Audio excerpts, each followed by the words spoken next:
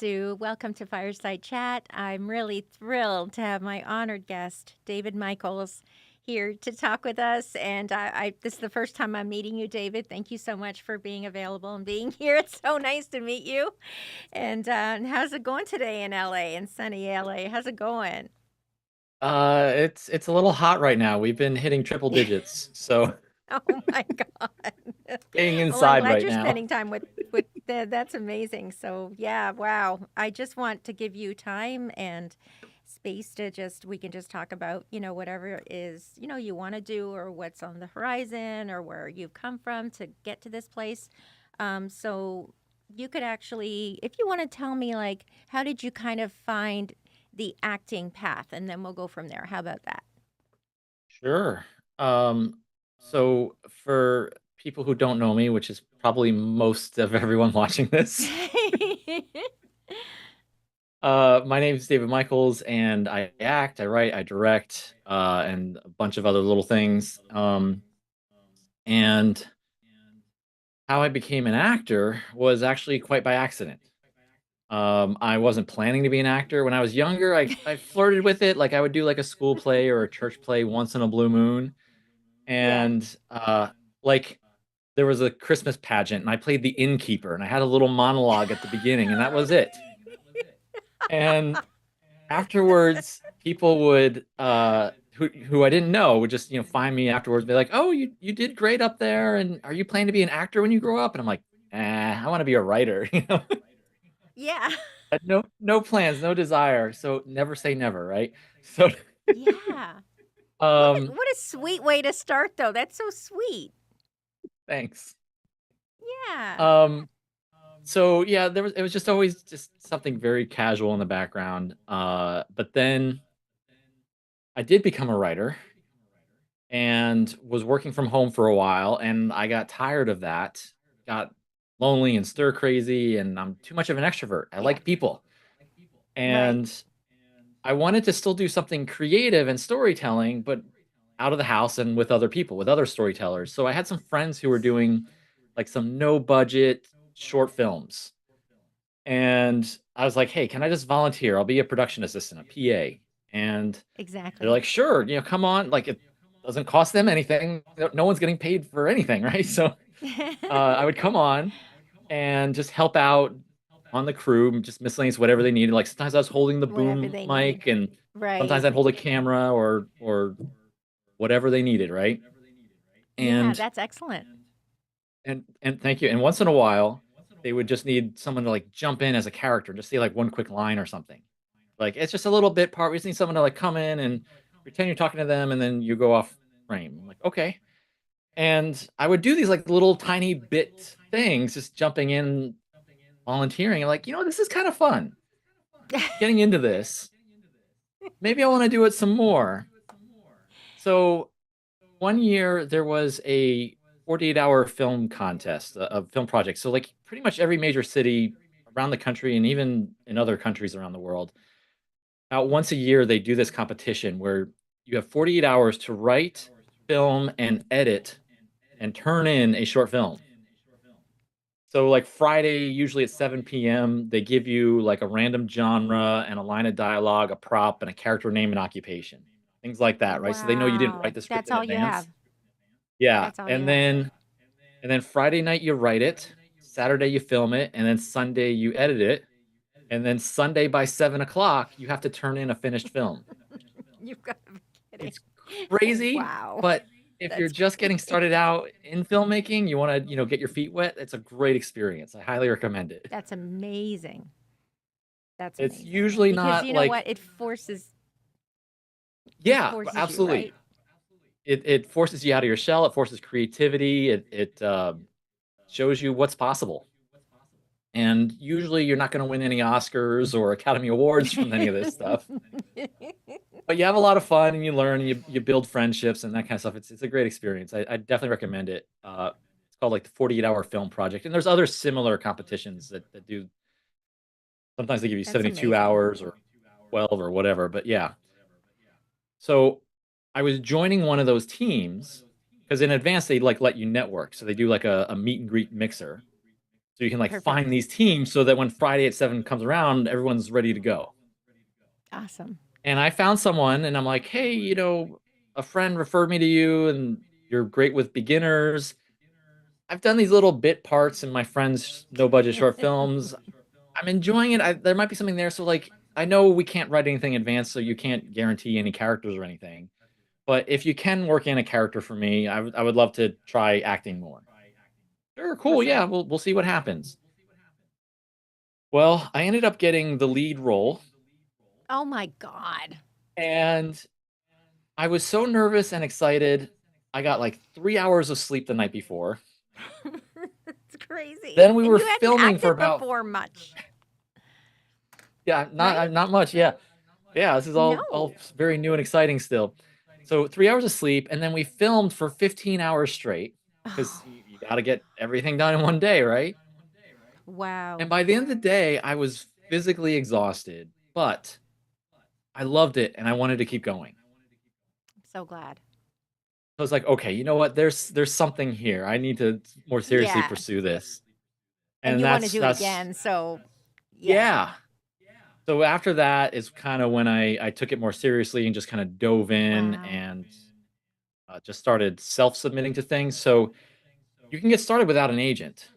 There's websites like Actors Access and Casting Networks and some others, Backstage, things like that, where Mm-hmm. you pay a small monthly fee and you get access to a whole bunch of acting gigs. And you create a little Okay. profile, you upload your headshot, resume, demo reel, whatever you've got. And if you're just starting Good. out, you have a picture, you know, maybe an acting class Yeah. you took or something. Yeah. And and then you just apply, you just submit to those, and eventually other filmmakers who are also beginners themselves will be like, all right, will you work for free? Yes. Like, Wow. and you just get Yeah. started, right? Because we're all beginners here. So like I started out with a lot of student films and just passion projects, things like that that had little or no budget. And but that's where you build your initial relationships, that's where you hone your skills, that's where you start to get footage for your own demo reel. And True. I tell other actors this is my experience, and it seems to be pretty consistent for other actors too. When you're doing these films to get footage for your reel, you only Mm-hmm. get footage back from about half of them, Oh my God. and of that, only half of it's usable for your reel. So you got to So do a you do lot of all these little that, but projects. yeah, wow. So you don't But actually see half of what you do because half of it you never see it. So you wouldn't even see yourself acting, right? You wouldn't even see the result yeah, of a lot you of them, like putting your you might get cut out of the final cut.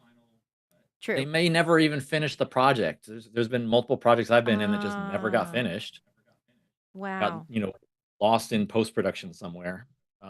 Yeah, Or, they're beginners. They don't know how to light, they don't know how to record audio, they don't know how to edit, and it's just really poor quality. true. And no judgment, right? We're all beginners here. We're all learning. My acting wasn't Exactly. that great to begin with either, right? I love that you got the So lead though for that one, that weekend one. That was crazy that you got the it lead. was You a must have lot of been fun, yeah. shocked. Yeah, for But anyone like who you're wants to see it, learning. I'm pretty sure it's on YouTube somewhere. It was called Steve and Opie and the Puzzling Plume.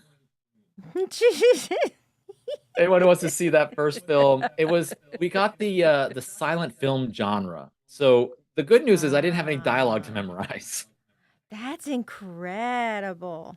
So that Steve helped and a Opie lot. and the And the silent puzzling plume. plume, yeah. It's they the director wanted to do it as like a film noir 1940s detective kind of thing, Cool. but Yeah, cool. also had a silly sense of humor. So like I'm playing Steve Spade the detective, and Okay. my partner is a guy in a horse costume. And it's never explained.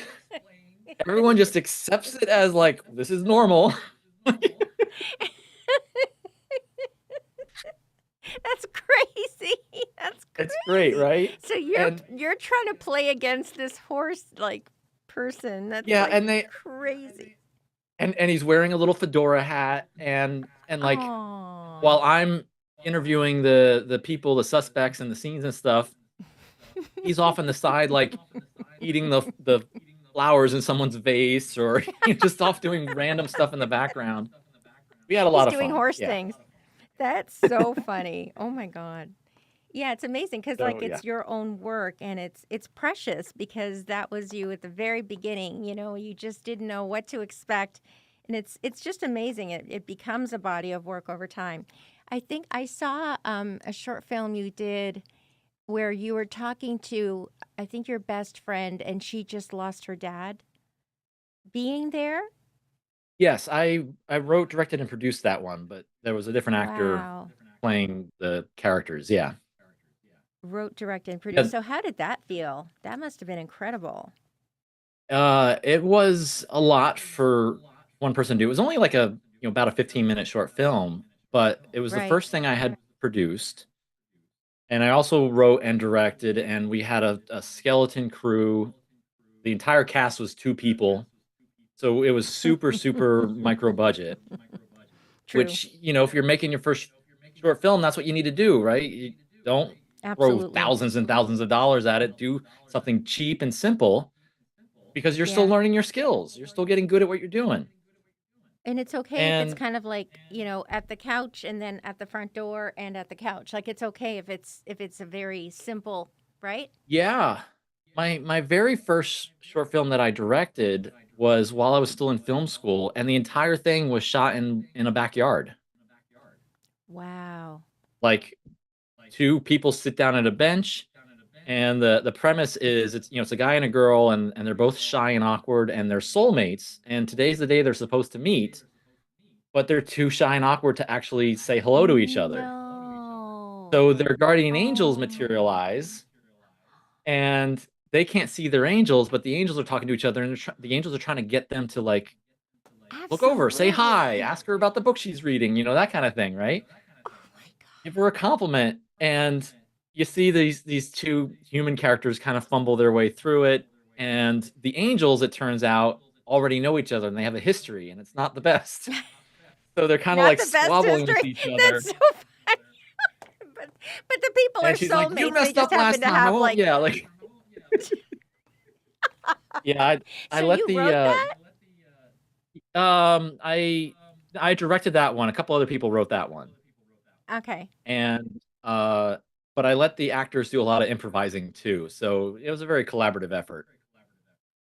Did it But yeah, feel we like had they a lot were of fun. It was awkward and like did it feel like they were if you were watching it, would you think, "Oh yeah, these people, they have to get over themselves. Like, come on, talk." Like, are you sort of like did they convey that awkwardness yeah, I think so. well? I think the actors did a great job. Yeah, Excellent. and the editing worked well, and the camera work worked well, and the music, it all kind of came together, and Wow. and like you get it. You just watch it like, okay, I understand what's happening, and then the angels show up, and it's like it's a romantic comedy with a spiritual twist. It's just and That's we really we shot it sweet. I like in that. one afternoon in a backyard. Yeah.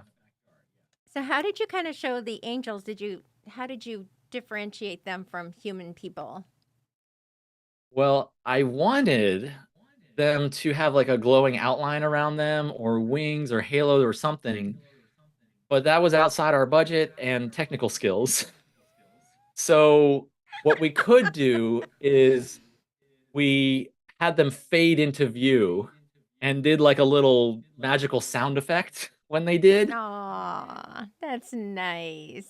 And then just through the dialogue, you quickly caught on they were angels. Yeah. Did you love directing? Like, wow, right? Yeah. Okay. So, I mean, I want to be honest and real here. So, directing is a roller coaster of emotions. You get some great highs, and you're like, "This is amazing. I love the people I'm working with and what we've created." Like we make movie magic. Like my website is David Makes Magic. I'm not a Makes magician. I mean, magic. like movie magic, right? Like, Yeah, that's and true. Yeah. because some people have been like, "Oh, does he do magic tricks?" I'm like, no, that'd be cool, but I don't. No. Uh, No, actually. I mean, like, let's make movie magic. That's what I mean. Yeah. And so there is that alchemy, that synergy that you get working as a team. And if you bring the right Yeah. people onto your project, Mm-hmm. they will make something even better than you hoped for or envisioned. Wow. They'll Yeah, that take makes your sense. vision and take it Right. further. Yeah. Right. At Wow. the And same it's a nice time, it's surprise a for you, I guess, because you yeah, don't expect, but it's awesome if they do because they get it. They get you and they want to give you their best, and yeah. it's so generous of them. The key to good directing is building the right team, is choosing the right people to be on your team that are specialists in what they do, but also work really well with others. And when all that comes together, that's where you get magic. So that's the amazing part, but it's also a lot of work, it's a lot of stress, it's a lot of pressure. As a director, like there's no downtime. Every other position on set usually has at least a moment here and there where you can like rest. Yeah. You know, if The you're a grip, director okay, you've done doesn't. your grip work and now you can sit back because Right. cameras are You can rolling. relax. If You if the you're camera boom, op, you're done with the yeah, right, boom. Yeah.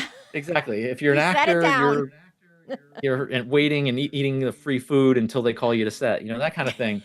But a director is always whatever department is currently doing something, the director is working with them, and Oh, everyone's I didn't asking know them that. questions. Yeah, like we could go this way or that way. What do you want to do? Or how do you want to go for this thing? Like there's constant questions for every little detail. And Never thought of that. not they're not like minor questions. They're all important things that matter that impact the overall experience of the film. Definitely. And they're important and you sense that. They're asking you that for a reason. And you kind of internally are like, all right, if I make the wrong choice here, I could ruin the film. The problem is you don't know what the right choice is until it's already too late.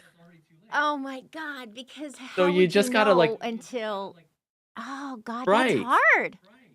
So you gotta like trust your training, trust your instincts, trust your experience.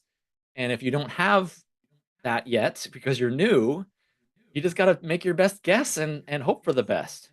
And just keep going. Like I said earlier, you know, you're doing a lot of acting to become a better actor. It's the same thing with directing. Do a lot of films to get better and better at directing. My Okay. first few films were first films. Like they look like it. You know, they Yeah. just But you got to start eh, somewhere. It's like YouTube, right? Like right. a lot of people who aren't actors like you, but the average person who's maybe never even been in front of a camera, like their phone, like it's you have to start somewhere. And I've heard Yeah. somewhere like don't even worry about the first 100. Don't even worry about it. Just get the work in. And so, I can kind of understand that a little bit because it's like, yeah, you just have to get in a sense get the reps in sort of thing. Yes, absolutely. For really any skill, especially any kind of creative skill, in my experience, for sure. But Wow. being So, there, you're asking about earlier. yeah, I really yeah, because it's Um, so interesting. Like I can understand what you're saying like with my image of like what you would have made decisions about and it's I just didn't think that they're always on. You are always on. That's true. Because even the sound yeah, engineering and the everything, the rushes from the day, whatever, it's always like, "Hey, what do you think and what do you want and when should we do this?" Like you're directing and every how are we single doing this? thing. Yeah, right. And sometimes it's like, It's I don't know, like, like whenever the sun it's comes up, I don't definitely know, like, it's like, definitely a calling. Yeah. so is When producing kind of like, producing is getting everybody together for the production? Like, how is producing different than directing? that's a great question. A lot of people ask that, like they're not clear the difference between a producer and a director. And the best way it was explained to me is they're both leading the ship, right? They're both in Yeah. charge, but they're in charge of different things. The director is responsible for all the creative decisions, and the producer is responsible for all the practical, logistical, financial, business decisions. Okay. And in theory, they make a great team and they can lean on each other. And the producer could be like, "Hey, this scene you want to do is going to push us over budget. We can't do it." And the director could be like, "All right, no worries. I can do it another way." Or the director can push back and be like, "Oh, but it's really important to the story. Like creatively, I really want Right. this. Can we find a way to save the money somewhere else?" And then they'll work together to, kind of problem solve. Okay. But producers, even just the title producer itself could mean a whole slew of different job responsibilities.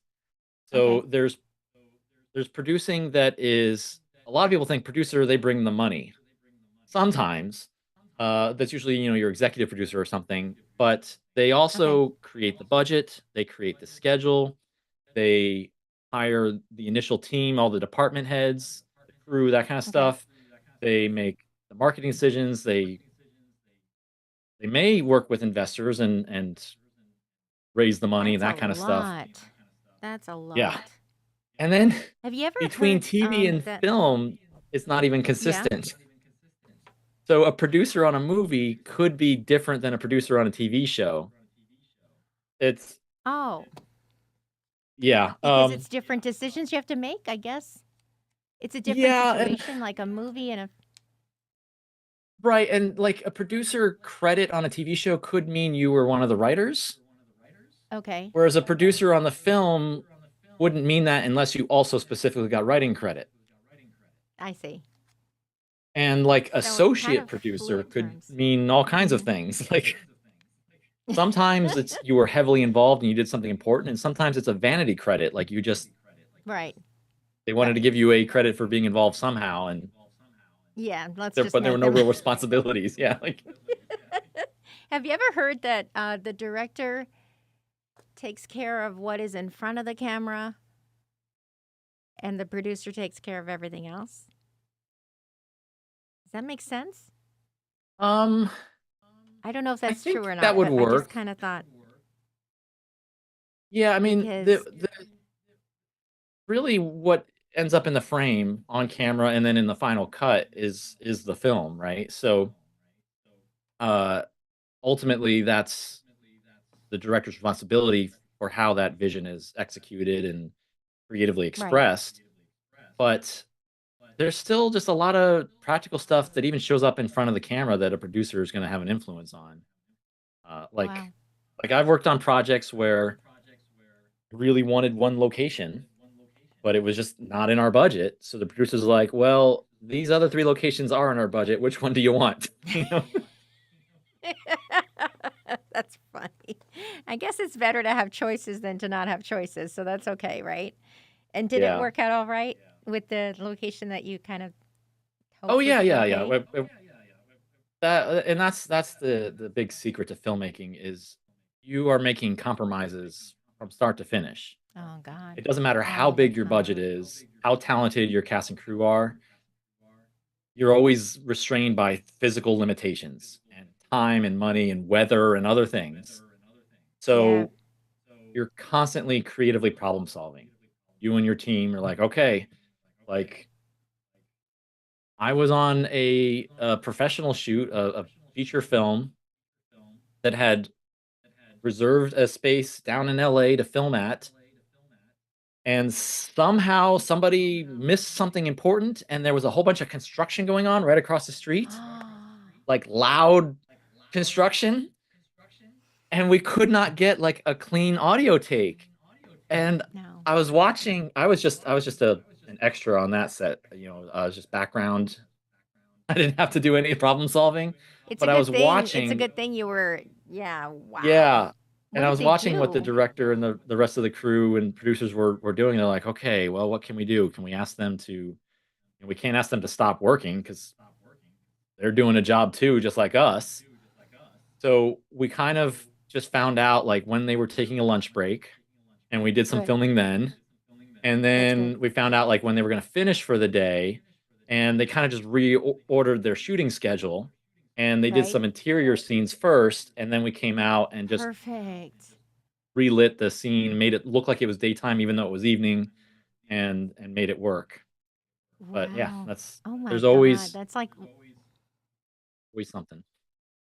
That's a huge. That's all. Like that. That's like a huge problem to have to work around. But it's true. Everything you said was really good solutions to that problem. And you could still go forward with shooting because, I mean, I imagine like you want to shoot as much as possible, right? Because everybody is there, like all the arrangements you'd have to make.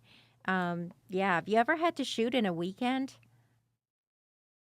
Like I Many know the times. project you Sure. did, but have you ever like how long did it take you to shoot um being there? Being there, we got done in about 2.5 days. Wow. And those are like 12-hour days, so maybe 30 Yeah. hours total or something. And yeah, being there, I got really lucky. That was, like I said, a skeleton casting crew, all volunteer.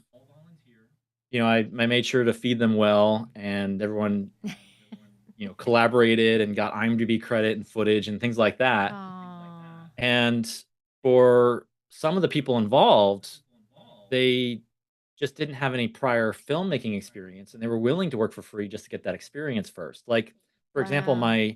my director of photography already had a successful videography business doing like corporate stuff and weddings and other non-creative type things, but he wanted That's to get into amazing. narratives. He wanted to tell creative stories. So he's Mhm. like, "All right, normally I would charge for this, but um, it was a small project. It was only a few days, and it gave him a position of meaning, authority, power. Like he could actually get his hands in there and Wow. do creative work. And it was such a blessing. Like every person on that team, really, like Wow. the sound guy,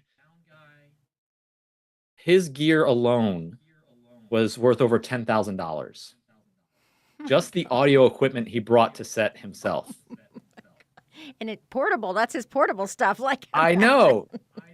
And my director of photography, I think like his camera gear, like the lenses and the camera and all his stuff, I think that was over 7 grand worth.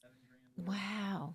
And they just brought it because of connections. They either knew one of the actors and they're like, sure, I'll do it as a favor to a friend, or wanted to get experience doing a narrative film, or for other positions on set, they're just like, yeah, I just want the experience. I just want to help make movies. And Amazing. it came together beautifully. The actors did amazing, the crew did amazing, and because of them, the final film came together, submitted it to a handful of festivals, and it won Best Dramatic Film at the California Film Awards. Oh my god. Were you shocked? Like that's I, such I an was honor. surprised and happy, and yeah, and that's great. Now Oh everyone my who's god. involved with it is now an award-winning filmmaker, right? Like they helped That's make that possible. true. Oh my god. I'm so glad. You must have just at the end of it, it's like it's so much work and it's so intense. But is there a part of you that's like, man, let's do that again? Like, I love that so much, right? Even though it's so much work and you don't sleep I understand that. But isn't it such a high? It is a high, and there's a pattern I've noticed with myself where it's like going into the project super excited. This is going to be amazing. I've got these incredible visions and ideas and inspiration, and I can't wait to work with these people. And then you go through production, and towards the end, you're like, oh my gosh, I never want to make another movie again. Like this is Because of all the so much problems and work, decisions and so many problems it's and, true. and challenges and stress and pressure. And then right at the end, like on the last day, you're about to wrap, you're like, Right. I'm gonna miss all you guys. Let's do something again Yeah. real soon. Like, Right, exactly. Like, you can't imagine not seeing them the next week because they're so right? You're so immersed with each other. And, like, do you ever wonder, like, what it feels like to do the last show or, like, the last movie and, like, say Harry Potter, like, everybody would be oh, crying. yeah, I'd I be crying. Like, I absolutely. Because you do yeah, get there's a lot attached to of these people, and everyone is giving so much of themselves. they become a family. They really do. They become a second Yeah. family. That's Like you can amazing. see it. Like say a sitcom was running for 10 years or something, Mhm. and in the last episode, it's still funny, but it has like a lot of heartfelt moments. And maybe the characters are saying Yeah. goodbye to each other because they're moving off to different places in their lives and world and that kind of thing. And you can see Right. it in the actor's eyes and hear it in their voice, like the real person, the actor is crying saying goodbye, Yes. not just the character. Yeah. Yeah. And no matter what, they are sad. They are sad. Like, so if there's a little bit of emotion in that in the last few scenes, like it's probably real. Like, Yeah, but a lot of people do stay in touch and stay friends afterwards. There was a project that I didn't even act in. I was just a story editor and director on, and it's like a 4 or 5 day shoot. And most days had different actors, but a few days had some repeats. And one of the actors that was there for a repeat day, like I stay in touch with a lot of the actors, and recently right. there was an audition, a casting call for something. I was like, oh my gosh, that one actor I worked with would be perfect for this. She's got the exact skills and talents for what they need. So I just like sent her a text. I'm like, hey, or an email or something. Uh, Yeah. saw this audition, thought it'd be perfect for you. Just Uh, FYI, in case you're interested. And she's like, oh my gosh, yes, this is exactly what I'm oh my looking gosh. for. Like, And she totally. Yeah. auditioned and she booked it. She joined the it was part of a theater troupe thing. So yeah, Wow. Such a great feeling because you truly wanted to help her. Like, it's just so wonderful. Like, it's out of kindness and generosity. You truly see this person. You can do this. Just go try out. Just go, right? And it's true. It's kind of like you're living your best life in a way because not only are you living your dream, but like you're also allowing others to live theirs. And I wonder too, like because there's not just like major networks and stuff who are making movies and things like that. Like now, like Netflix and Apple and like all these other companies are also making content. Do you think it's easier, and especially in LA, is it easier to actually get a part because there's more things, or am I wrong? yes. I could be completely wrong. There's a lot more opportunities. And you have the ability to make your own content too. True. Now, I Yeah. mean, your cell phone is better than cameras used to be not that long ago. That's insane. That's so So insane. you don't need to And you invest thousands and thousands of dollars into all the fancy gear. Like you really can just start with what you've got. You can get free video editing software. Like one I love using, it's super powerful. Like professionals use it, but you can get a free version called DaVinci Resolve. And they give you a very comprehensive, like if you're just starting out, there's going to be a learning curve. You're going to be overwhelmed. There's so much available to you yes. in the Yes, free absolutely. version. And if you want to get the paid pro version, it's like I think $300 one time and you own it for life, which is I think a way better deal. I know some people, everyone's got their That's opinions amazing. like, "Oh, I'm a Premiere Pro guy or Final Cut or Avid, whatever." Um, it's fine. I mean, they're all just tools. Whatever tool you like using, great, use it. Yeah, But if you're just starting out and you want to save some money, but have a tool that's powerful that you can grow into and it'll last you for many years, Resolve is a great that's example of that because awesome. it's free and has That's plenty of amazing. power behind it. Yeah. Did you learn editing on your first project, or did you learn editing in film school? Where did you learn editing for video? I learned it in film school. Yeah. The very first Okay. semester, we had a class where we learned, for any people out there who know about this stuff, we learned on Avid Media Composer, which is like what the studios were using, but it's not a beginner friendly software. Oh, And but we just dove in and we just learned how to use that, and everything else felt easy after that. So, yeah, I learned Avid and then Premiere in film school, and I wasn't like using it enough to justify because Adobe Premiere has like a monthly subscription fee, and I just wasn't using it enough to justify that cost. So I was looking for mm-hmm. alternatives, and that's how I came across Resolve. And, Resolve. That's yeah, awesome. it And was a that does pretty everything you needed to. yeah. Since I already knew Premiere, like it was a pretty easy transition. Like there's little differences Is here there, and there, but yeah.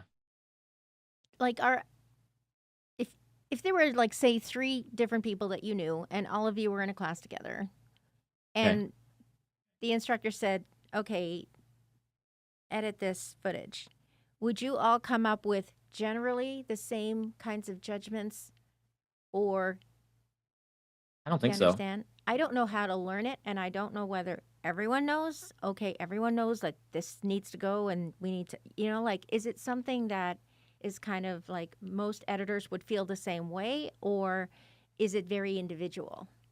Are you talking about like the creative choices, like when to cut where and what order to put the shots, that kind Exactly. of stuff? Yeah, it's Exactly. there's certain kind of rules. There's a visual language that we've all come to understand and get fluent in. So I there's love probably going it. to be like I a love lot of it. similarity, but Yeah. there's also a lot of creative freedom in there. And in my editing class, I purposely tried experimenting. And I'm like, what if I took this clip from, it wasn't even the official footage. They hadn't called action yet, but the camera was rolling and it's just the actor standing there like staring off into space or something.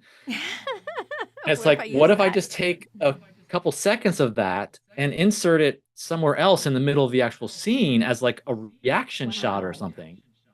And now Wow, I like this like other that. character speaking and it looks like this other actor's like staring off into space. It creates a whole different Right. context and how the Right. audience is experiencing that story. So there are a lot of creative choices. That's amazing. And that's such a good example. I just wondered, I'd like to learn editing, but I feel like, is it a secret language that everybody else knows but me? Or, like it's you can grow into I it. You can kind of, and I guess it very much depends on what kind of a thing you're trying to do. So if you're trying to make it, atmospheric and kind of whatever, then you're going to look for certain things that you're going to kind of use. And I've heard too, like sometimes people say, "Oh my God, the edits are so fast and they're so good." Does that mean that it's sort of changes perspectives or changes things really quickly? Like, do you know what they're talking about when people say, "Oh, the editing is excellent. It's really fast edits." What are they talking about? Do you know? usually, as I understand it, when people say fast edits, they just mean there's like a lot of rapid cuts. So instead of just like one long take where nothing cuts or changes, it's just boom, boom, boom, boom, and then that it's constantly changing what you're seeing. And if done That makes sense. intentionally, it can be very effective for a certain kind of impact. Like Yeah. action scenes typically have rapid cuts.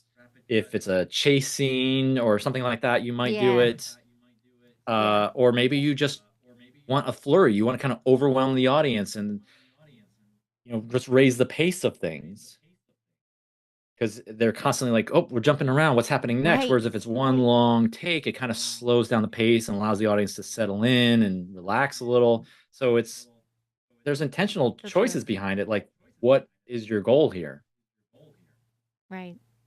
Yeah, it's What's just it's your a creative Is there a choice. project that you sort of have like that you'd like to do someday, or is there something you're working on that you want to It's kind of a create in the next? wish list, bucket list kind of thing. Perfect. I love time travel stories, Awesome. and I want to play a time traveler in something. Possibly also write and direct that same project, or maybe a different time. I don't know, but I want to do a time travel story, and I think it'd be really fun to play a Love it. time traveling character. So that's kind of on my I wish don't know if list. you Yeah. have you ever seen a movie, if I could recommend a movie that I'm not sure if you've seen it or not, but it's brilliant. It's called Kate and Leopold. Yes, I haven't seen that in a long time, but I remember enjoying it. Yeah. You know what I'm talking about. It's such Yeah. a good Like he was from movie the and past or really something, right? And got lost in yes. present day, and it was a romantic comedy. Yeah. Yeah, like I could see you doing that role. You'd have to be a prince, but you could do it, and it was just so well done because I loved everything about it. And yeah, is there like a movie that you just is just done so perfectly in your opinion that you wouldn't change a thing? Um, lots. I'm Wow. awed and inspired by and intimidated by sometimes when I go to the movies. I'm like, oh man, I'll never be that good. But speaking of time travel, like Back to the Future is a classic.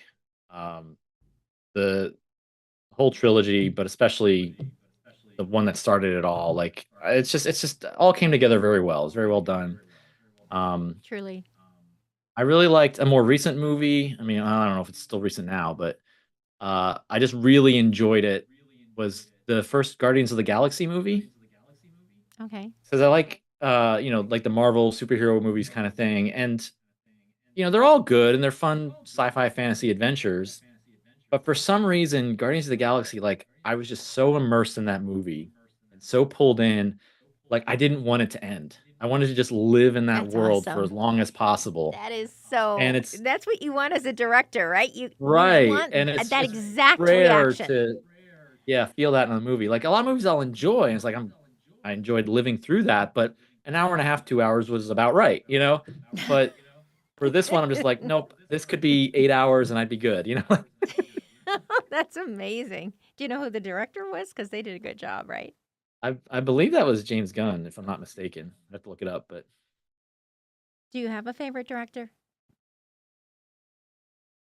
I like the big classics from like the 80s, like Spielberg and Zemeckis and people like that. It's probably just because I grew up watching them and was influenced by them, Yeah, but yeah, I mean, James Cameron is a genius director. he's Obviously, such a I like genius. sci-fi fantasies. If anyone hadn't tell, couldn't tell yet. Um, Surprise! Cameron is brilliant. He's a master at what he He's does. brilliant. But on Just on a personal note, I have a different directing style than him. He's known to be very tense, working like long days, doing many, many, many takes to get it just perfect. And he readily admits he's like a lot of people wash out, like they don't last through the whole film. It's like going through boot camp. And wow. he says, but those who make it through, there's like a bond and a camaraderie and like a sense of pride and like we made something amazing. And it Yeah. works. Like his movies make $1 billion, right? So uh but just personality wise, I like to direct with a different style. I want us to have fun because you have no guarantee of how a movie is going to be received by audiences That's or so any true.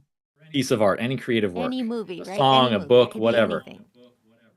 You could put all your blood, sweat, and tears and heart and soul into it, and you could feel it's the best thing you ever created. And it might just be, nobody cares. They might criticize it and think it's terrible. They might love it. You don't know. It's outside your control.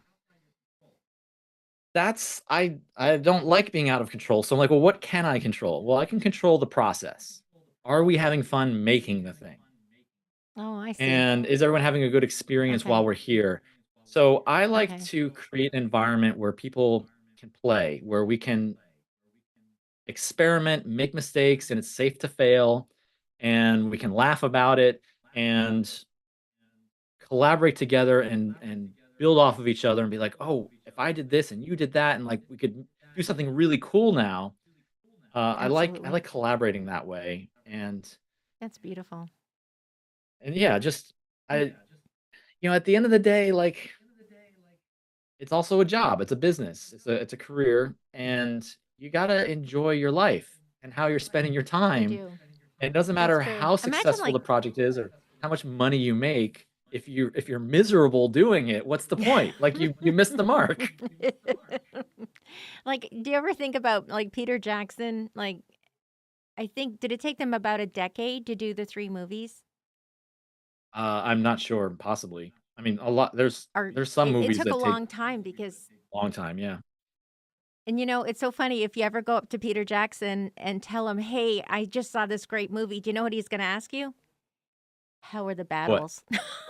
He always wants to know, was there a battle and how was it? Because look at how brilliant the Two Towers and the Return of the King. Yeah. Like I've never seen battles like that. Like I haven't seen very many movies, but my God, that was amazing.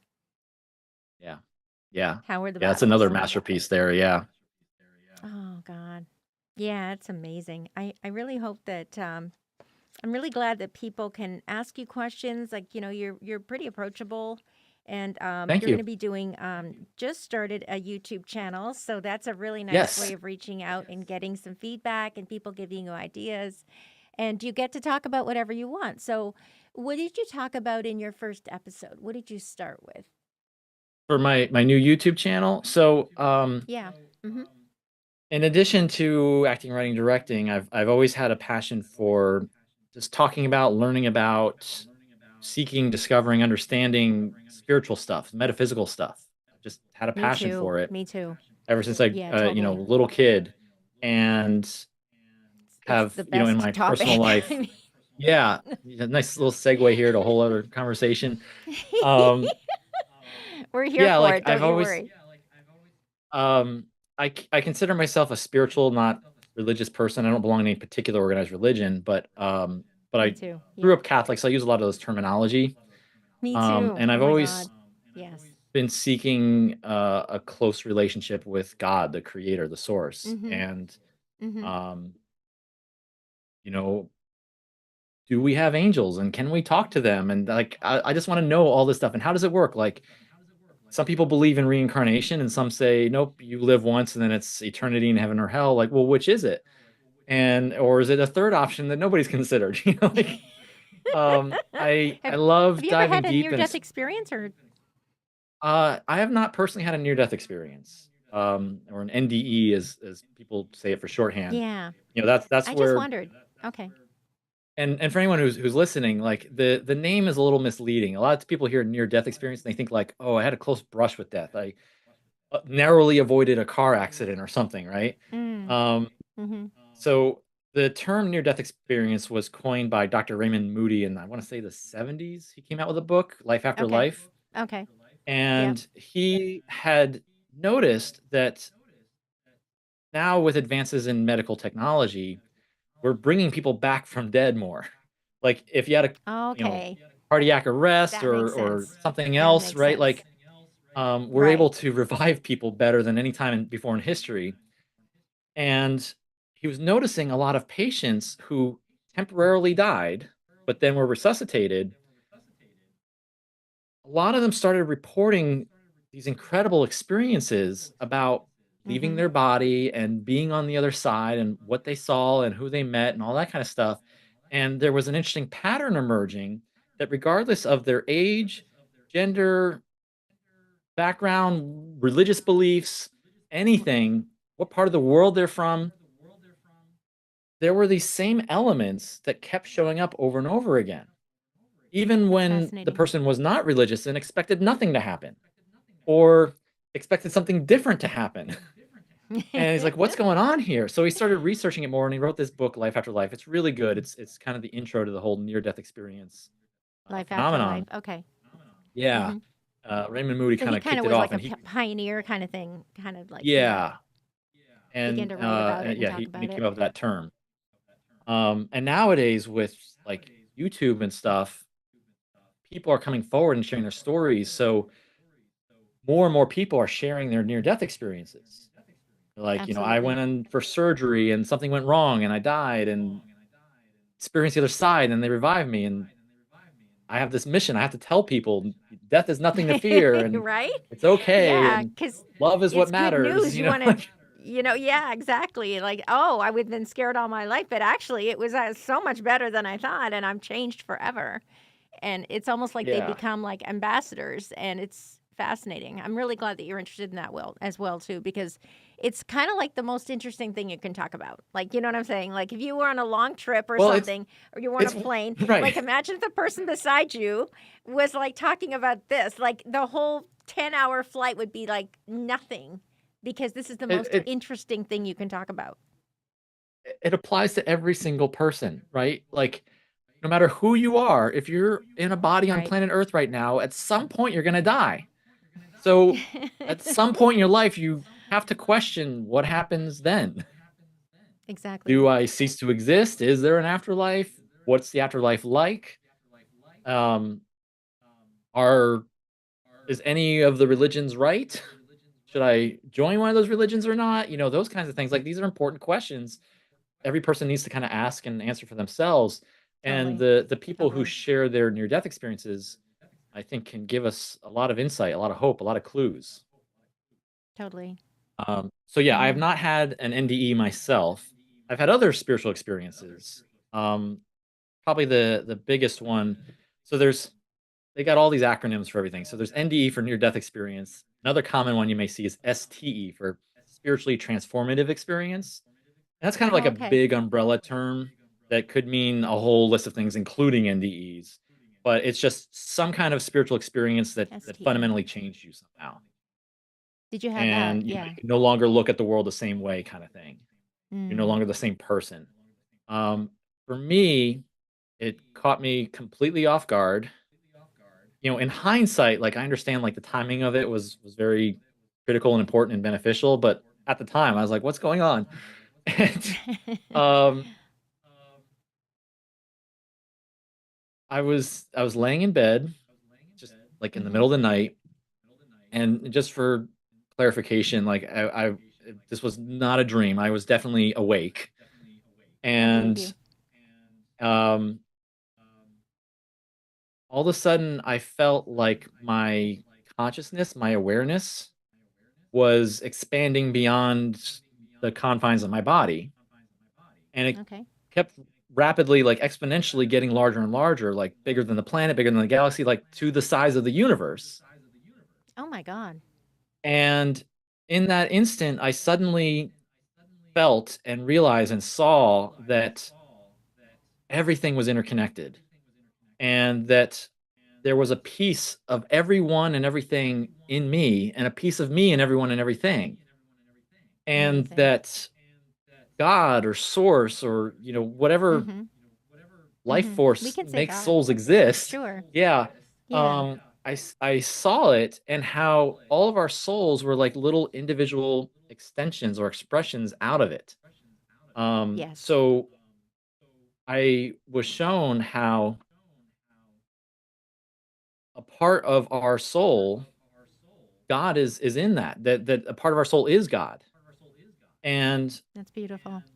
we're our own unique individual entity, we're our own person, our own thoughts, feelings, free will, etc.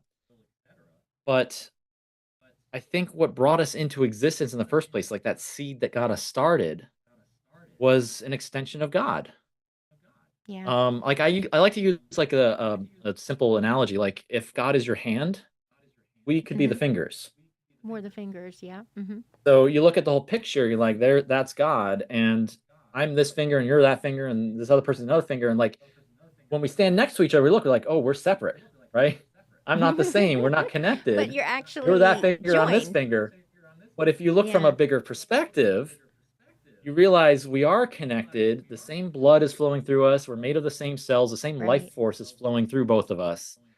And Wow. there's that interconnection that That's we do have in beautiful. It's common. very comforting, isn't it? Did you feel like, wow, like that changes things because Yes.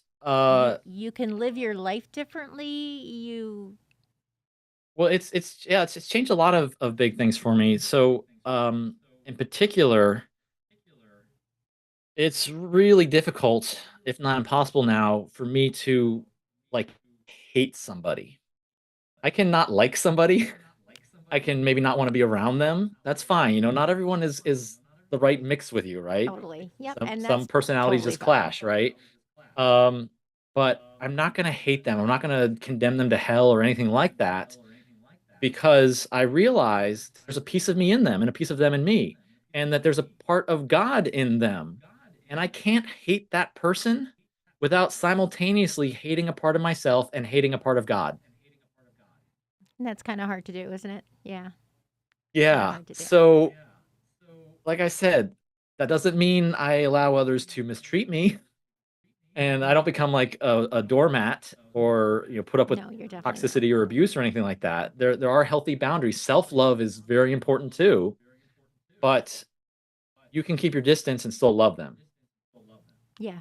And You that's could still like that's wish them yeah, well, what I kind of like learned. bless them and right, and they go on Yeah. their way. And one of the other big pieces that I learned was, since we're all interconnected, Mhm. it's literally impossible for a good thing to happen to somebody else and for it not to ripple out and eventually find its way back to me and everyone else. That's So now, interesting. like, I don't get jealous if someone else is Mhm. successful, they win the lottery or they get that acting role that I was really hoping for or whatever, Yeah, that's what I was thinking about. Acting role you know, for sure. like I can still be like, oh, I wish that was me. But at the same Right. time, I'm like, but genuinely good for them because when one person wins, we all benefit. Yeah. It also encourages empathy, where if someone's suffering, a part of all of us is hurting. Mm, definitely. So it Definitely. motivates to, if you have the time, the energy, the resources, like we're human, right? We have our own limitations. We can't all be Mother Teresa or whatever. But, listen to the guidance of your heart, who to help when and how much. That's kind of the guidance Right. I've learned. Right. And, There's like a but if you, wisdom in kind of when you're quiet, sometimes yeah, you can hear. but yeah, I like to be generous when I can and be there for others when I can Absolutely. because Absolutely. again, there's a piece of God in them, there's a piece of me in them, and when one person's hurting, everybody's affected by that. And when we help that person heal and laugh and feel better, everybody benefits. It's a profound shift, isn't it? When someone else like has been through so much and you can just tell, and if you can make that person in a sense lay down that really heavy burden for just a little while, it's there's no words that you can describe how wonderful that feels. And apparently, I think it was Simon Sinek who said this. He said that if you witness someone doing something great for someone, like I think the example he had was someone had a backpack and this person, it just, all these papers fell out of it. And it was kind of at this stoplight. And so the person who was just behind the person who had the paper all fell, he just bent down and immediately started getting these papers. And so he was a bit further behind, but he saw the whole thing happen. And so he said that the first person who needed the help and who got the help and all that, they were grateful because they could witness somebody else caring for them. So they got a dopamine hit. The person who Right? helped got a dopamine hit, but the person who watched got a dopamine hit. Also, yeah, that's true. Yeah, that I forgot about And that, but that's I remember incredible. learning that from uh, a social psychologist. Somebody else was talking about like just observing a good act, a kind act, a loving act will help you feel a little bit better. It'll give you a little bit of a dopamine or serotonin, whatever it was, hit. Yeah, Right, whatever it is, yeah. But isn't that yeah. I don't. powerful? And I'm you think about making a movie, like, look at how many people you can affect. I mean, Which is why I prefer doing comedies or a feel good inspirational drama. that So makes like being sense. there was like Yeah, a, that a makes feel sense. good drama. It had a positive message. It was about literally being there for our loved ones, and it also talked about don't wait forever to follow your dreams. Like go for it today. There's no Definitely. guarantees, but that was actually inspired by a quote by Wayne Dyer, which I think I quoted him at the end credits, Wow. where he said, "Don't die with your song still in you." Oh, that's beautiful. And yeah, like I heard it, I'm like, that's So so true. powerful. And that was really kind of the message of that film was like the girl's father died unexpectedly, and he had always dreamed of I forget what it was, being a performer of some kind. It was a long time ago since I made that movie. Uh, but he died before he really followed his dream because he was always playing it safe and I'm not good Yeah. enough, I don't have what it takes. The odds are against me, that kind of thing. All the things we say to ourselves to talk ourselves out of taking a chance and going for it, right? We all do it. I've done it. Like Absolutely. it's a universal Every human day. thing. Yes, God. It is. In fact, I was just listening to who was it? Some motivational speaker recently who was saying that successful people have the same doubts and the same fears as everybody else. The difference is they don't let that stop them. They go anyway. Wow. Susan Jeffers, I think it was, wrote a book called Feel the Fear and Do It Anyway. Great book. I Yes. recommend it. But the title also kind of captures it all. The Yeah, I fear agree with you. doesn't go away before you take action. You got to just take action even though you're feeling fear, while you're feeling fear. And then once you've taken that step, then the fear goes away, but not before. Like, Not before. Yeah, it's you have to do it. You have to take that step in faith, and then the rest of the show staircase kind of shows up. It's funny. I yeah, remember I was in a library or something like that, and that book. I don't know why. I was like taking notes or something. I think I was just trying to do a course on Reiki or something I was writing. And I kept looking up in the library. There was like that particular book. I kept looking at it. I don't know why. It had some red in it or I don't know what. yeah. And I was No, like, you were what drawn is to it. that book? I think your Yeah. spirit And guide so was pointing you, being like, hey, you want to read yeah, that? exactly. Exactly. I'm glad I listened. And so because I was curious, I went over to this book and it said, feel the fear and do it anyway.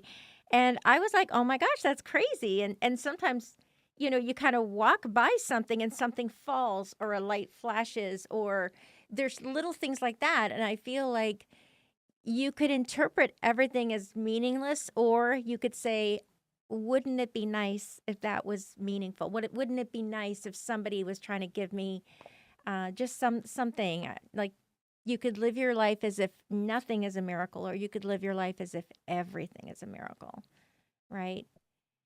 I'm so glad Yeah. that you're going to talk about things like that because you're going to inspire so many people who really needed to hear those stories.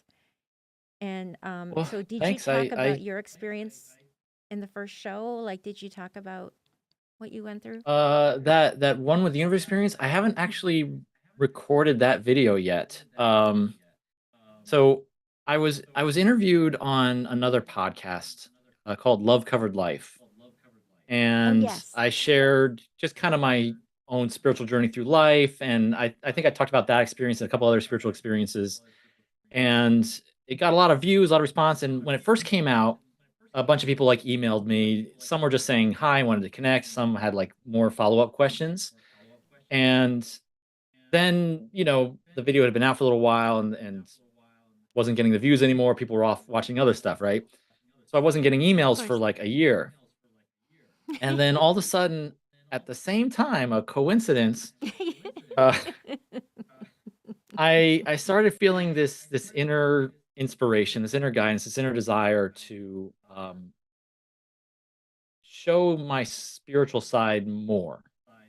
Like my close friends knew about it. I would talk about all this stuff with them, but for whatever reason, I just wanted to like in day to day public around more people, just be more authentic, more integrated, more not compartmentalized. Like, well, I show these sides of me to the public, but I keep that part private, a secret. I'm Right. in the spiritual closet, right? Like, um, That's funny. I like that. I like that a lot. yeah, I and know. but I was I feeling totally understand. this desire to just express it more and to not divide up my inner world as much. But I had no idea what that looked like, how it was going to show up. And I told my best friend who knows all of me, Everything, and right? Yeah. Yeah. yeah, and she's like, "Oh, I'm so excited. I can't wait to see what this looks like." And I was I watch a lot of other people's interviews on YouTube, people who've had near death experiences or other like out of body experiences or spiritually transformative stuff. Like I'm just fascinated. Like I'm a information sponge. I want to learn it all. And Me too. um and also, I've had a lot of my own personal direct experiences. So part of me is always like, am I crazy? Did I make it up? Was it just my imagination? And it's great when other people have a very profound experience that, is documented. There's medical records, there's all Right. this stuff. Right. Yeah, And like it's a doctor that saw the flat right, line and yeah, like literally they're not making it up and they have such conviction just like you do that right. there's no way. And there's even like they're able to confirm things like they wouldn't have known otherwise. Like while their body was on the Exactly. operating table, they knew what someone was wearing and saying and eating in another room, And there's possibly in a no whole way other they city could or have known. something. Yeah, that they later then You're right. verified. So, um, so yeah, it's great. And when they share a lot of the same type of stuff that they saw and experienced, like it kind of confirms and validates me. Like it's not just me. Like Yes, definitely. Have you um, ever watched the so Next Level Soul podcast? That guy's pretty cool too. Yes, yeah, I'm subscribed to them as well. Yeah, there's several. And, I forgot where I was gonna go with it, but anyway, so Oh, I love about, watching those well, and I learning guess about them, and what was your question I earlier? think also too, I think you were kind of like that you're getting emails again. So it's Oh, yeah, I yeah. wonder if it's being right. I think that was kind of where you were going a little bit. So yeah, the But origin is of that my happening? yeah, so that interview I did on Love Covered Life, at the same time I'm feeling like I wanna show up more spiritually in the world, and I'm watching all these interviews on YouTube, and I'm like, "Maybe that could be me." Right. And, because you can reach a lot of people that way, it's very efficient. You Yes. record it once and it goes It's so out to efficient, and thousands, and you right? don't have to be perfect, and right? Like there's so many Right, things about it. You could just set up a laptop and use the webcam, and it doesn't matter. But like you're and not afraid of the yeah. camera, though, David. You're not afraid, so you Right, can I be was about to yourself. say with my film background, like, I'm comfortable on camera, I have some basic editing skills and things like that, like, I can transfer a lot of my other passions and skills and help do this. Totally. And Yeah. so I thought, like, maybe I'll, start answering, doing interviews again, and that's, like, when you had emailed me, I'm so and glad. I'm so you're like, glad. "Hey, I I just I saw was your just so interview," and thrilled. Yeah, I and and couldn't I believe and it. I I was like, "Oh my god, he answered." Like it's just the best feeling in the whole world.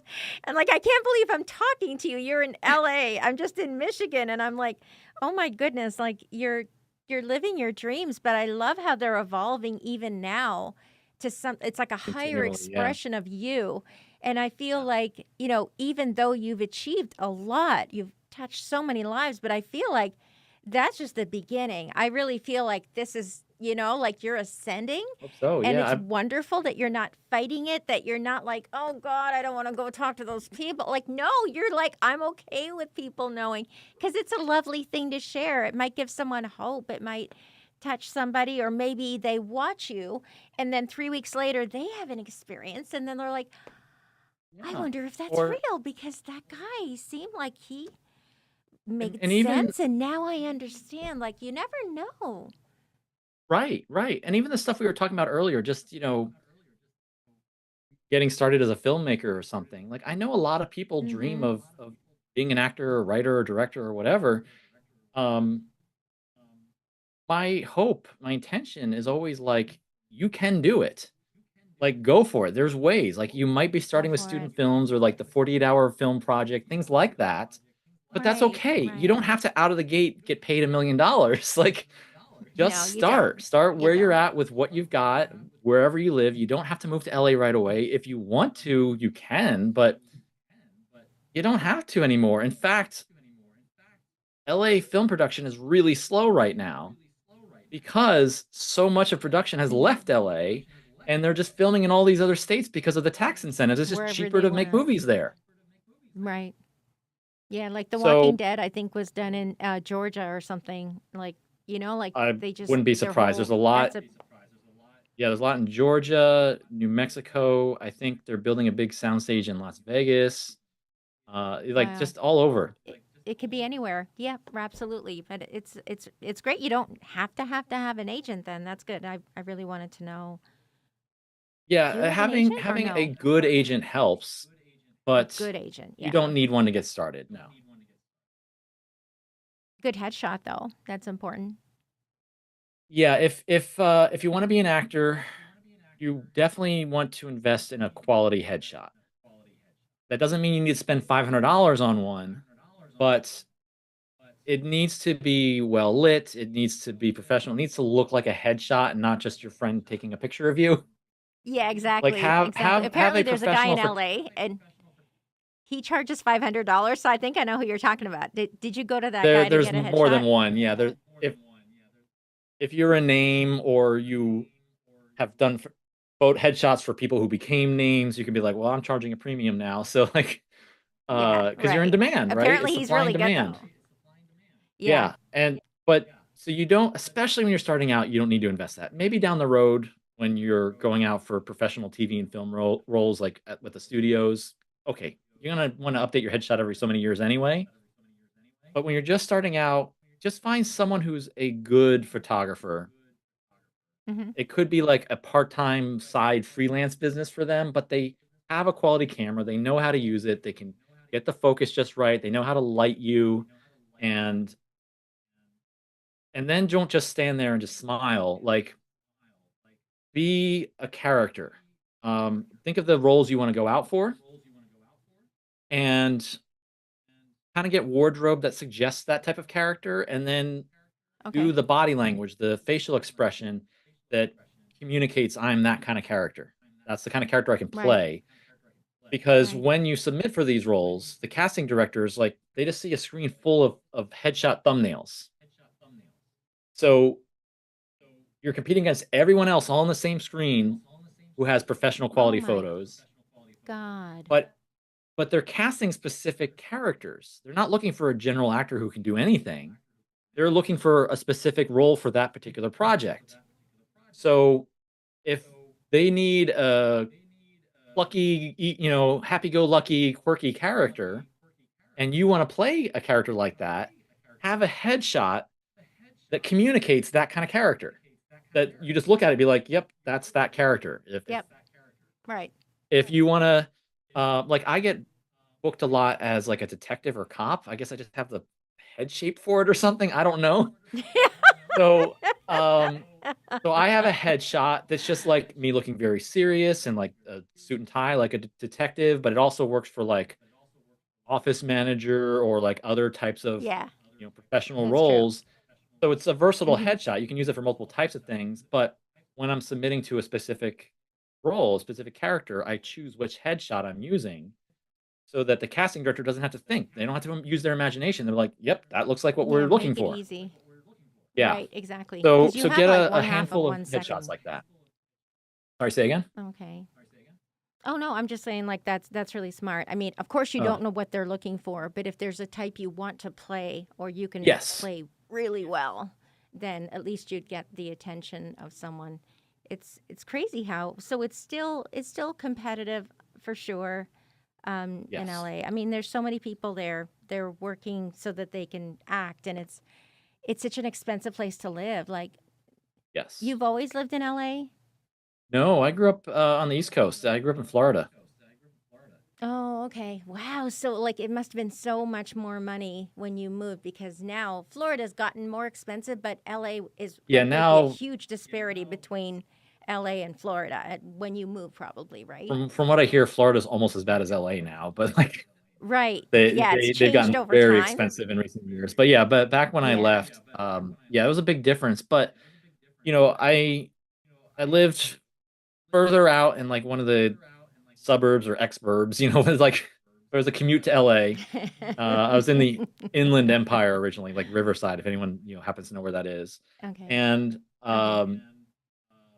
I just found a cheaper corner of town, and I got a roommate. You Awesome. make it work, Awesome. but also Yeah. yes, California is more expensive, but they also pay you more. Like minimum wage in Los Angeles is 17.28 an hour right now. Wow.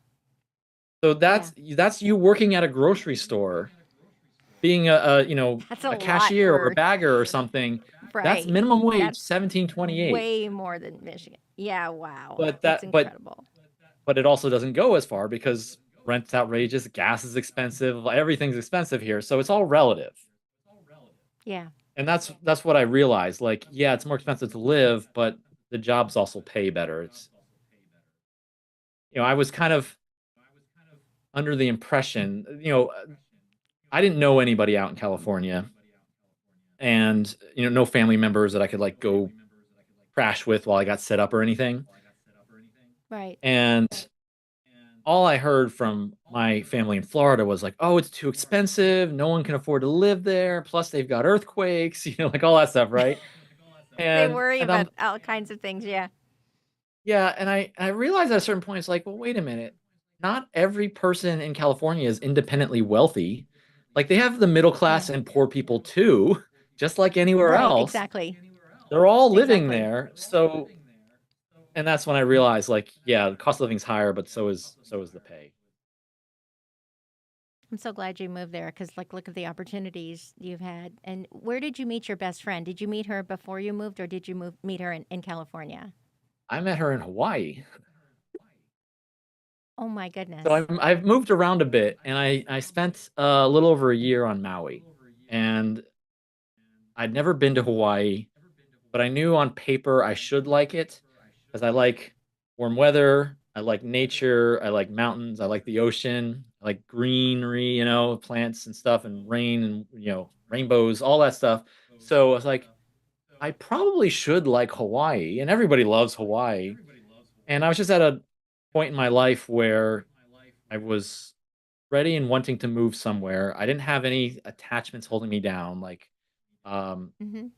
I You just had the like finished with freedom to school. I didn't go. have a new job lined up yet, and Perfect. my lease was coming up. And I was like, do I want to renew or do I want to go somewhere? I was like, you know what? I'm just gonna go for Wow. it.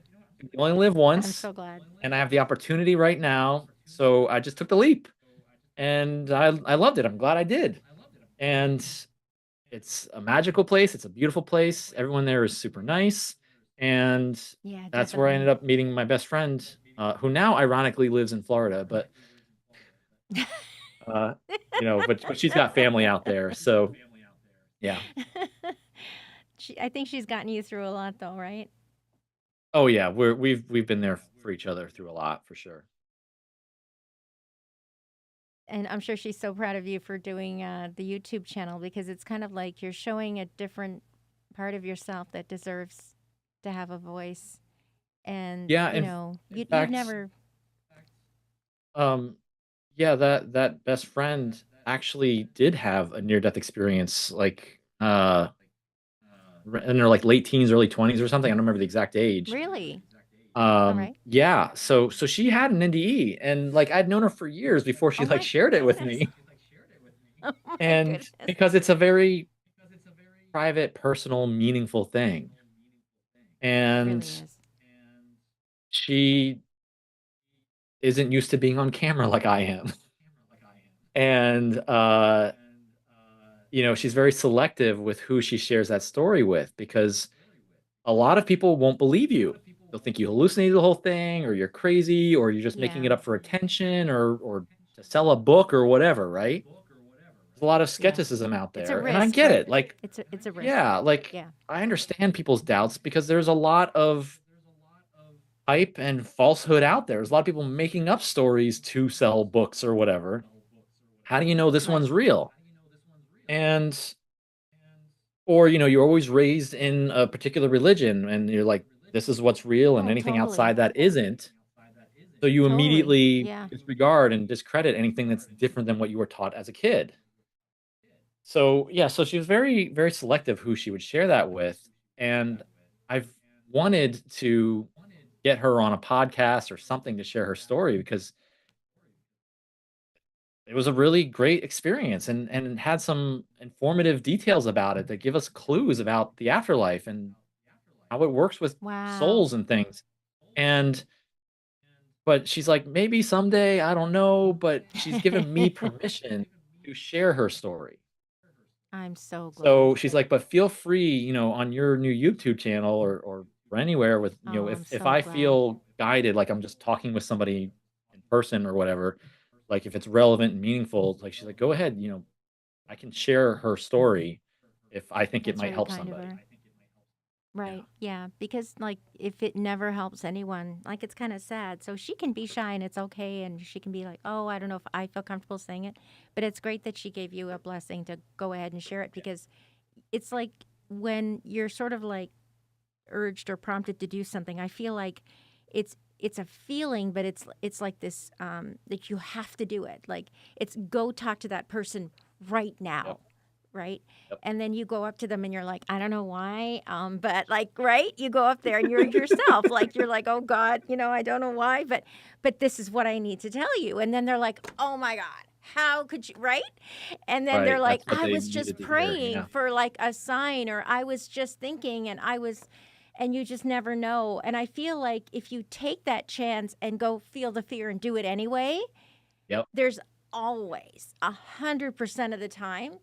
like that was the right thing to do. And then that gives you a little bit, I guess, of permission and a little bit of courage to maybe be that light for somebody else. And I think that's exactly what you're becoming very comfortable. Like it seems like it's the right time for you. It feels like this is a nice logical progression in your creative journey. Like I feel like this Yeah, really I've feels learned to right, like doesn't it? I've learned to follow my inspirations and intuitions. Like when something just shows up in my heart, like I want to do this, especially if I don't know why. It's just a Yeah, exactly. I love it's just not a knowing why. desire that's It doesn't thrown in matter. my heart and it's consistent. Like it doesn't go away the next day or the next week. Right. It's just That's it's still there, it's exactly. steady. I'm like, okay, It's there's a compelling. reason. There's a purpose in doing this. And sometimes like what you think the reason is actually the reason. You're like, oh, it'll lead to whatever. Sometimes it doesn't lead to the thing you think it will, but then later in hindsight, you see it's like, oh, but it benefited me or someone else in this unexpected way that I never would have predicted in Totally. advance. But Exactly. it And was you still couldn't have good that I known. followed that guidance because it did have a Totally. purpose. It did serve somebody. Yeah. And sometimes you don't know the effect that you're having. Like, I'm really glad that you're getting emails again. Do you want to share like any of the emails? What kinds of things do they ask you? Like, do they say, um, how was this? Or like, what do they usually ask you? Is there sort of like a certain kind of thing that they want to know? Um the there hasn't been like a single question that everyone's been asking. Everyone's kind of got their own unique questions. But I figure if Cool. they're asking it, other people are wondering the same thing too. So I'm like, you know what? I feel this desire Definitely. to start my own YouTube channel. Maybe I'll just have like a playlist of like spiritual FAQs or something, and I'll just share any of the Yeah. questions that I receive that I feel I have something of value to say. Like I have the experience, the knowledge, to answer it meaningfully, intelligently, not just well, this is what I want to believe or what I heard somewhere once upon a Yeah. But time. actually, if you feel, But yeah, I like yeah, what you say. if You kind of there's feel guided. yeah, and I have something personal that I can relate to or confirm it with, that kind of Offer, thing. like, Yeah, yeah. then I'll just create a short little video just saying someone emailed me asking this, and based on my experience, based on what I've learned or saw or whatever, this would be the Right. answer. And I readily admit, That's like, awesome. I'm still human. I don't know everything. And odds are that some of what I believe is true, I'm probably incorrect about something. It's either incomplete or I'm completely off base. The problem is I don't know what. So I will always try to be as authentic and honest and genuine as possible. And but at the end of the Absolutely. day, That's who you are. whatever I'm saying, no matter how sure I am of anything, I want people to think for themselves. I want you to use your own discernment, your own wisdom, your own experience, and be like, does this make sense? Does this resonate? Like, could there be any truth Hmm. here, or is David just off his rocker on that one?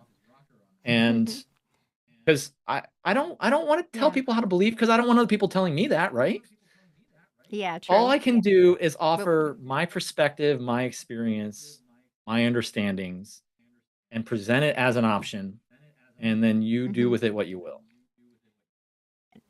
absolutely. Yeah, it's kind of nice. You have the freedom to say something, put it out into the world, and then kind of let it go where it may, and that's all right. There's no end goal. It's you just feel led. This is something that I think this is the right time. Yeah, It's perfect. my ultimate Please. intention is to um I want to leave the world better than I came here. Like I want the world to be a better place because I was here. I want to be a positive influence on Definitely. others to whatever degree Yeah, I can. absolutely. And you can do that a lot, like just in your private personal life, just the people around you, your coworkers, your family, your friends, that kind of Yeah, your stuff. immediate circle. Um, Mm-hmm. those are usually the people you have the biggest impact on because you have that close relationship with, right? Like what you Yes, say definitely. carries more weight, more meaning for them. Yeah. But for whatever reason, I'm feeling this inspiration to go public and just create a YouTube channel and just put it out there and just see what happens. And I have no idea where it's gonna grow, but I'm just following my guidance It's right all now, right. and Yeah, that's all maybe right. as cliche as it sounds, like maybe it's just gonna help the one person, but that was who I was meant to help, you know. Um, Mhm. Mhm. but it's also something I enjoy doing. I love talking about spirituality and metaphysics and life purpose and the meaning of life and all that kind of stuff. I love just talking about that, Yeah. So and I love interesting. Yeah. being on camera and editing and directing and doing all that other stuff too. So like it's combining my existing passions and interests and gifts and True. skills That's true. and channeling through them a way I can hopefully serve others. Contribute. Yeah, Yeah, because you exactly. really are. It's And it's a that's what I beautiful offering. Like you're offering the best of yourself. It's lovely. and that's the advice I always give to others. Like I really believe your life purpose is taking whatever you're interested in, whatever you're passionate about, whatever your gifts and talents and desires are, like whatever you're into, your Mhm. uniqueness, and finding a way to help others feel better through it, to make them feel loved, to make them feel safe Mhm. or heard and seen or whatever, Whatever they empowered, inspired, yeah. make them Mhm. laugh, make them feel more secure. Like maybe someone is a financial advisor and they understand investing in the markets and money management and paying down debt and all that kind of stuff, and they're just a Mhm. wizard at it. That's their gift, their passion. They can give people peace of mind. They can help give them financial security. That means a lot to a lot of people. Mm. That's That's true. Yeah, fulfilling a life that's a purpose. That's a huge gift. offering, right? Yeah, that's Yeah. amazing. But it can be anything. Like you know, you could be a healer, you could be a comedian, you could be an author, you could be a landscaper, makes properties beautiful for everyone else to enjoy. You Right. make the world more beautiful that lifts everyone's mood a little bit when they come to that place. That's true. You can't really put a price You on make things them feel better sometimes. just by creating a beautiful environment. So like it can be anything. Certainly parenting, huge influence, right? Like you are Mhm. shaping the Mhm. development of that person. You can teach them to believe in themselves. You can teach them that they're loved, that they're good enough, that they can follow their dreams, Mm. that they'll always be safe with you, you know, that kind of stuff. Or you That's can do the opposite of beautiful. that. Yeah, Right. but even I believe our life purpose is just using wherever our passions and our skills are, wherever our gifts are, I agree. in a way Mhm. that somehow Mhm. helps others. So Definitely. you're doing something you enjoy, something you're good at, something that's meaningful to you. So it's fun for you, Mhm. but it also contributes and benefits others. Absolutely. Yeah, that's beautiful. I really think that you've definitely come about this wisdom in like the most fascinating way and touched a lot of lives. But I think like your best time is coming up. You know, like you're moving into the most powerful phase of your life, and it's such a pleasure to get to know you. I really hope that you've enjoyed talking with me and It's just been a great pleasure chatting with you. Yeah, are we running out of time has here? it. So glad. No, I'm just so glad. I just wanted us to take as long as it was. Like I'm so happy. It doesn't matter. They'll make it work. It's fine. Like we get to pick the Editing it schedule. down to Like time is don't someone else's problem, right? That's their gift. yeah, it really is. They're just really happy that you're able to attend and everything worked and you know how it is like everything's working and like you know how that is. We're as a director as an actor you're just like oh please let everything work right but Yeah. it's just so nice that we can have a conversation and just be in each other's space for a little while. And if there's anything at all, if you'd like us to shoot anything at all for you, or if please will you let me know if there's any way that we can help you? Please, it's such a pleasure to do things Oh, with you well, and I'm so just think about it. If you want us to do I'm grateful something, just I to don't be know, like invited and thank you, thank like you. when If you you ever sent want the to do like a email, like webinar, yeah, I don't know, like you who knows what this could be the beginning of. But yeah, when you first emailed me, yeah, you're like, "Hey, I got exactly. this little show and I'd love to have you on as a guest. If we could talk about these things." And um, I just whenever I get an opportunity like that, I check in with my own guidance, my own intuition, Mm, and it said, yeah, say yes to this one. So I did, and here beautiful. we are, and I'm having a great Beautiful. time. I'm so glad. I'm It's having the really best been a time. pleasure And meeting you. Yeah, so nice. So nice because, sometimes you clarify things by talking with somebody and then it makes, yeah, like you're almost, it's kind of percolating in your mind for a while, but you've had the courage to say, all right, I'm thinking of doing this. And you just never know, like where things will lead or how somebody sees you. And then they're like, oh my God, I need him for this or whatever. And it's just, you're being in your authentic self. But I feel that you are becoming like an even better version of who you've been so far. I think that your greatest version is something you're crafting now. well, thank you. I try. I'm always trying to grow. So, Yeah, but thank you absolutely. for Thank saying you so that. much for Yeah, your time. You're so welcome. I mean it, like you're a lovely, incredibly sweet, kind, intelligent soul and you just deserve every single thing in the world.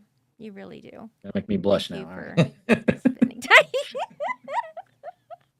I like to tell people like what their effect is because I think sometimes they need to hear it. You know what I mean? Like No, we we're do always because so like I'm human too. I have insecurities and self doubts just like anybody else. And so thank you. I receive and appreciate what you're saying. I'm getting better at receiving. I've had struggles I'm with that glad. before, so I'm just gonna thank you. You're so welcome. I'm like a scared little Catholic girl too, so don't worry about it. We're like very much the same kind of. Yeah, Oh my God. So, but it's wonderful that good we can old be Catholic shame spiritual and guilt. beyond the Yeah, Catholic. Yeah, they're like professional guilt and shame is so true. But there's, and there's a lot of good and everything. But I feel yeah, like it's kind of a nice way for you to kind of go through that. You have this great foundation. You've heard of some of these saints and you have some of these stories like in your, knowledge, but like you don't have to live there. You can actually go further and you can welcome others because I feel like, ultimately it's like, well, do we know everything? Like, no. Like, right. there so many others will have know so much more than me. It's a starting point. It's a foundation. Yeah, You know, yeah. I mean, you And go to on Hawaii and they my call you cousin and sorry, right, yeah, everybody's your auntie or uncle, they're out and here or your cousin. Like, yeah, cousin. They're if just if so it's a male or sweet female that's older than you, yeah, they're your auntie or uncle, whether you're actually related or not. Yeah, like, automatically. but yeah, your peers or cousins or brother or whatever. Yeah, um, Yeah. Well, and apparently, people who, if there was ever a place called Lemuria, you ever heard of Lemuria? yeah. I don't know a lot about it, but I'm vaguely familiar. Yeah, I don't either. So apparently, the older generation of Hawaiians are Lemurians, and the mountaintops of Hawaii is like, I guess, the very, I don't know, top of Lemuria. I don't know. I don't know very much about it, but that's what I've heard from people have lived in Hawaii for a long time. And they do have a sweetness and a gentleness and a lovingness that you might imagine that they I've are actually yeah more, in a way, more I found Hawaii civilized to be a than very spiritual, kind, loving place. Yeah, so really um, is. Like that's who they I think there's are, practical reasons behind it too, though. Like you're for one, you're in paradise. You're on a beautiful island, so it puts you in a better mood to begin with. And two, you're on an Definitely. island. So if you're mean to somebody, odds are you're gonna run into them again. Not like LA where you're like, I'll never see that person again. Like Right. it's I remember one of my first week on Maui, I was with my roommate, we were carpooling somewhere and we came to like a three-way stop. And someone like kind of like half pulled into the intersection and like stopped and like it was just like a little bit You're trying clustered to up, like work it right? out. Yeah, Yeah. it wasn't flowing properly. And what happened was everyone just kind of politely stopped and like looked at each other and just waved one on and the other one, said, thanks and went their merry way. And then people just continued on with their day. And I was like, whoa, if we were in LA, everyone would be like slamming on their horns and yelling at each other about what an idiot they were. Like Oh my God. it was a It's definitely true. different Isn't that culture. crazy? Yeah. It's so nice. It's a refreshing, isn't it? And you Yeah. have that, that love in you, like that's who you are. And so they would just, oh my gosh, like you must have felt at home within days. Yeah. People often ask what it was like living in Maui, and my answer was hard to leave. Hmm. Like it really just it was a great experience. The only reason I left is because there's not much film industry there. There's like a True. little bit of production that happens more on Oahu, but very, very little on Maui. And I really wanted to, pursue that career, that industry. And that meant coming back to the Yeah. mainland to, California and stuff. But if it wasn't for that, I probably would still be there. Wow. Did you ever do the road to Hana? I started to, and halfway on the way, my cheap, old beater car that I bought when I moved to the island, started overheating. It had a coolant leak. Oh God.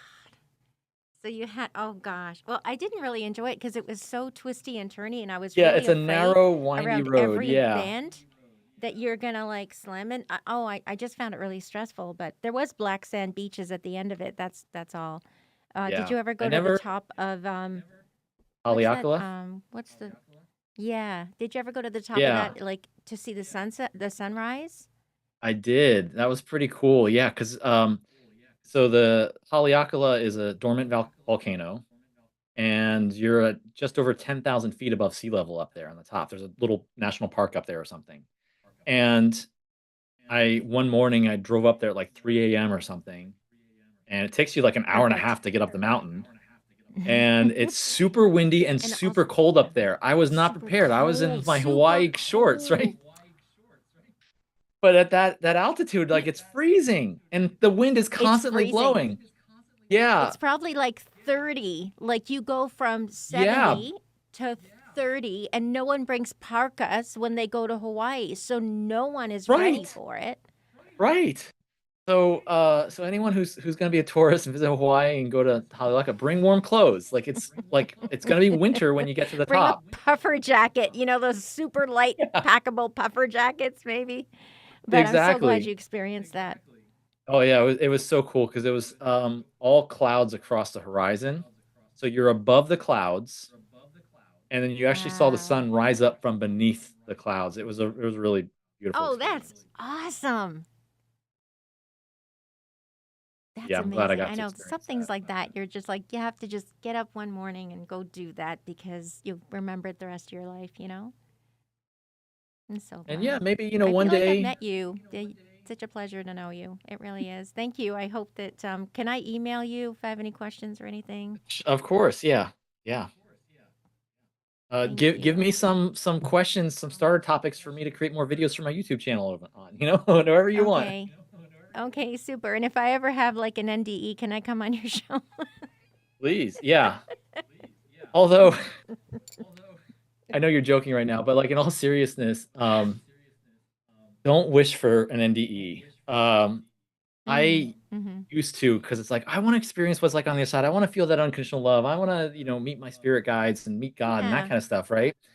Um, but I have a couple friends now, close friends who have had NDEs, and they're like, "Yeah, that's the beautiful part of the story. That's the amazing part, but you also physically died, and you have to still deal with that. And when you get back, like Oh, for man. most people there's carryover, there's residual stuff, like they might be partially disabled now, they might have other health issues, Right. there's Yeah, that's what I huge wonder medical about. bills at the minimum, like Yes, and well, unbelievable pain. Like, yeah. So yeah, so don't wish for one of one my because friends you who have to had an have all NDE, the fallout of everything. Yeah, yeah, he jokes I understand. like he needed an NDE. For him it was like he was not learning the lesson he needed to learn in life, and he needed to be Yeah. smacked upside the head with a 2x4 kind of thing. Right. So Some it people need the took 2x4. right, it took an NDE to wake him up spiritually and get him on his path, kind of thing. And like he jokes about it, he says that, but he's like, but you, hopefully you don't need one. Like you learn from other people who had the NDE, but there is other sides to other parts of the story that are included that aren't as fun. Yeah. So Yeah, yeah, I don't think because I it's used to all like like really roses want and that, but I'm glad that you found Wayne Dyer. now I He had just a keep movie learning called The others. Shift. It's just a short, kind of maybe an hour or something, but it's quite a nice movie. And that's kind of I nice to I think I watch with saw that when it people came who out. Yeah. don't believe. Yeah, it's kind of well done. And it's sort of like if you didn't know who he was, at the very least, you'd be like, that guy's kind of interesting, like if you didn't know who he was. But Yeah. he had an extraordinary life and he touched a lot of souls and people like that, like they're trailblazers, right? But Yeah. you are too. I'm really proud of you. Well, thanks. Just So following happy my to meet heart, you. my So thank you for intuition where it spending. leads me. I hope it was a yes. I really do. I hope it was a yes. And I hope that maybe, like you think about this and think, yeah, that was really fun, or I'm glad we did that. I hope that you're happy. I'm having And fun. so, I'm glad we were here. Yeah. Glad you invited me. Thank you. thank you so much. You're so very welcome. So please take good care of yourself and continue to create Yeah, and and feel free to astonish stay in touch and and learn. let me know how Yes, please. Fireside Chat TV Thank you. goes and everything. Yeah.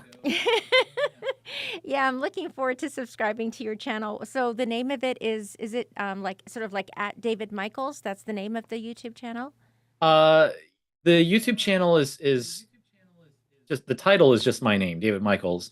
But the handle is at Love Light David. So Okay. LOVELIGHT Love DAVID. LIGHT David. So if you go to Okay, great. youtube.com Yeah, I got it. slash at Love Light David, that'll take you to the channel. But I Okay. don't know how many other David Michaels are out there. So if you search my name, you may find me, you may not. I don't know. It's a brand new channel. I've got 5 subscribers as of today. Yay! And I'm just like, and I was texting my best friend. I'm like, I just created this channel earlier this week. I've only uploaded like a few videos. I haven't like done anything to promote it yet. Like, who are these people? How are they finding me? Like, Who are these people? It's so and sweet. she Don't you said, feel "Well, I'm so one of grateful them." I'm to like, them? okay. I'm happy for you. And maybe if there's an email address, do you have a uh, website that davidmakesmagic.com? Do you? yeah. So I now have 2 websites. So one is focused on just the filmmaking stuff, so the acting, writing, directing. So that's davidmakesmagic.com. And then I'm creating a dedicated site for just the spiritual conversation type stuff, and that's Excellent. lovelightdavid.org, Oh, that's beautiful. because it Yeah, might that's really grow into a beautiful. nonprofit one day. I'm not sure yet, but It's nice it's to have the possible. So I .org went with the ready. .org. Yeah, yeah, exactly. Yeah, because you don't know where it's gonna go, right? Like you don't It might. know, Yeah, like these lives that are meant to work with you and to create something together. Like you may not have met them yet. Do you know what I mean? But that's yeah, what makes this journey so fascinating is we don't really know what's going to happen, but we just sort of like it's like, yeah, that looks like fun. Let's do that, and you never know where it's going to lead. And just like that book, like feel the fear and do it anyway. So true, isn't it? It's yeah, so true. So, yeah. That's but I'm that's really glad that we were able to meet and the talk, best advice I would give people, like for following your dreams, living a full life, having no regrets, is just go for what you want, even though you're afraid, even though you're not ready, you're not good enough, you don't have the skills yet, you don't have the connections yet. Show So up, true. do it anyway. There was, I don't remember who said it now. Someone Hmm. said like, if you want a certain fruit, you got to like go out and shake a bunch of trees, and the fruit will fall into your hands. But the irony is, it usually comes from a tree you weren't shaking. Oh, Like, that's just how life wow. works. Yeah, but it That's only good. I happens when like you're out there that. shaking trees. Yeah. So, I really like um, that. That's awesome. Thank you. yeah, just go out there, My do what you goodness. I can. think. It's okay to feel scared and not good enough, not ready. Just start where you're at and just Do it take what anyway. steps you can, Absolutely. and you'll Yeah. grow and meet people as you go. Absolutely. Yeah, the players and the parts reveal themselves, I guess, right? Yeah. So, But only I when thank you so you much for step spending onto the game time. board. Yeah. You step out into the world and Yeah. show up doing whatever But you you want to have to do. take that step first, right? Right. But Right. what a pleasure. Thank you so much, David. Truly, really glad that you had time to talk with us today, and it was just really nice, gentle teaching. It was wonderful. But I think that it's extraordinary Genuinely, what thanks you're for having doing, me. and So, you're so welcome. Thank you. Talk to you soon. Okay? We'll email all each other. right. Thank you. Take care, Yeah, stay Dave. in touch. Thank Bye you. bye. Bye bye. Thank you. Bye bye.